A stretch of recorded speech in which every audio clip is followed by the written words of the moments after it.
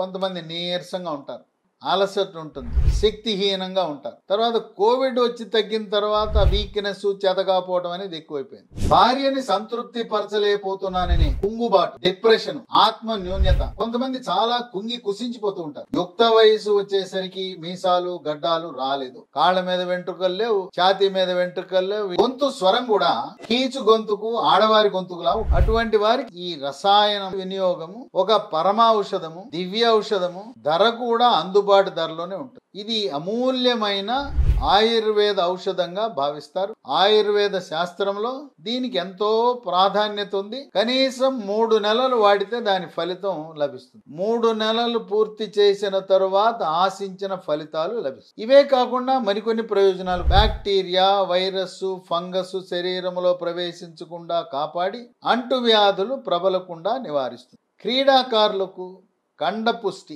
బౌన్సర్లకు కండ బాగా అభివృద్ధి చెందటానికి ఎంతగానో దోహదపడుతుంది. వీటితో పాటు ఎముక పట్టుత్వము కూడా పెరుగుతుంది. ఎముకలు గట్టిపట్టడంతో పాటు కీళ్ల నొప్పులు, ఒళ్ళు నొప్పులు, ఆ నొప్పులన్నీ కూడా తగ్గిపోతాయి. కనుక చాలా సురక్షితమైన ఆయుర్వేద మందు.